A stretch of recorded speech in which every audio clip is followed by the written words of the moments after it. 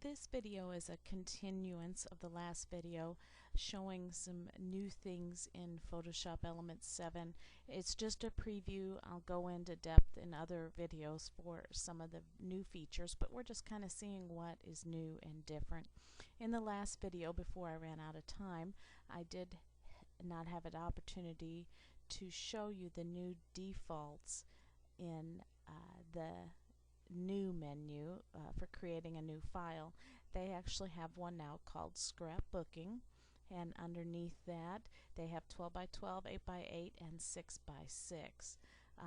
That is going to be great for many scrapbookers. I'm in the minority, and I'm a rectangle scrapper and don't really use these sizes a lot, and I really wish they would consult me so I can give them my suggestions. But they do have this US paper size, but most of my scrapbook pages are 11.8.5, just opposite of what they have for the letter size, and I really wish they would have a default for that because I get tired of constantly typing that in. So I'm going to hit cancel, and I have here my blog post from October of last year with some problems I found in Photoshop Elements 6.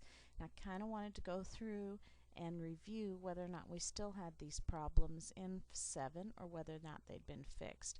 My first problem was with the transform tool, and at this time I was jumping from 3 to 6, so I don't know exactly where that had changed, but in 3, when you click down on an element, it immediately brought the transform tool up here, and that was really annoying for me. But I have found since then, you see it doesn't do it in 7 either, but I have found since then if I just click once on one of the squares, that transform tool comes up, and then I can nudge with my arrow. So it's just one more click. And you know, over the past year I've learned to adjust it to it. I sure do like nudging with my arrows. And so to fix that problem, click once on the element to activate that layer, and then once on one of the corner boxes, and you'll be able to use your arrows. And that's how I fixed that problem, which is number 2, which is the arrow keys. Zooming in and out, I reviewed in the first video. You can still go in and use your mouse by going through the preferences. Everything seems to stay the same. Resizing for me was much different between 3 and 6. I believe in this one, yes. The default is still the same in 6, so if you've adjusted to it as I have over the past year, you do not need to hold down your shift key to keep that resizing proportionate. It's just the opposite of what it was in earlier versions.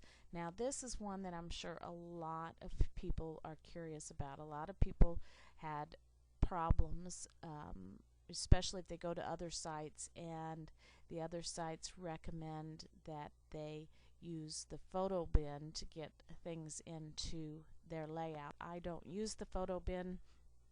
I prefer dragging straight from the desktop to get my things in, but I wanted to test this, and so I have here a frame, and I'm going to drag it up from the bin into my layout. And now you can see over here that it actually does add a little graphic in the corner. It says Smart Object Thumbnail. However, when I go and try to use this element, play with it, resize it, let's see, we can go in and maybe try to add some drop shadow. Everything seems to work okay. The only thing is it has this little smart object thumbnail on it, but if you'll go back to what it did last year, it showed pass through here, and it had a plus sign on it, and it indicated it was a frame layer, and just would not work at all. It ended up with this gray around the outside, so they have fixed that. It's meant to work with these artwork and effect projects over here, but I'm not sure how that's still going to be integrated, but it appears to me you're still going to be able to use this element, and it's not going to do all those freaky things that the version 6 did, which I am very thankful for. I did test it if I wanted to have this element here and then drag it into my layout. You can see, let me close this up so you can see, it works fine. It doesn't even have that pass through. Oh, here, look though. You still need to drag it the right direction, because look how much larger this is when I drug down to the bin, as opposed to this one back here when I drug up from the bin. It is much smaller than this one, and so it's still going to be important to drag in the correct way if you use the bin, but it's not going to freak people out as much as it did before. Moving along. Those were other ways. Here I had a problem with extending the desktop space. In 3, I could actually make this pen palette area much smaller into any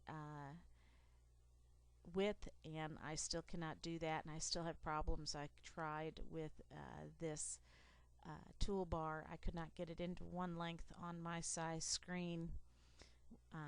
In Photoshop Elements 3, I could get it on this screen to go into one area, so that is not fixed. They did fix, as I showed in my last tutorial, the interfacing. This icon is still gone, still not brought back. And here's another one that really annoys me, and I was so hoping they would bring this back. But when you go in here to the shadows and open it up to adjust it, they used to have one here that was global, and they did not bring that back, and I do not know why, because I could so use that global. I've learned to adjust. Maybe I'll do a tutorial about it, a little quick tip. I've learned to adjust to it by different methods and measures, but man, do I miss that global button where I could make one layer not go global and have a shadow in a different angle. And so, oh man, Adobe needs to listen to me. I really miss that. They need to find cool was under this create, since we have a few more seconds. They under the artwork, you have your projects, and then you have the artwork. Under the artwork section, we're by activity. I was playing around here. Let's do by type, I think.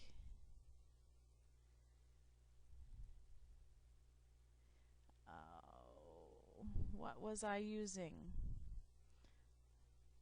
And I'm probably stuck. It's because I've been doing too much playing and recording. Okay, there we go. Well, here's a set for text, and this is what I kind of wanted to show you that I thought would be cool for some scrapbookers. You could go into here to add text with certain styles. Too slow, but you might want to go in there and play around. I did see the shapes in here also, but of course we still have our shape tool as always. So boy, these videos go fast.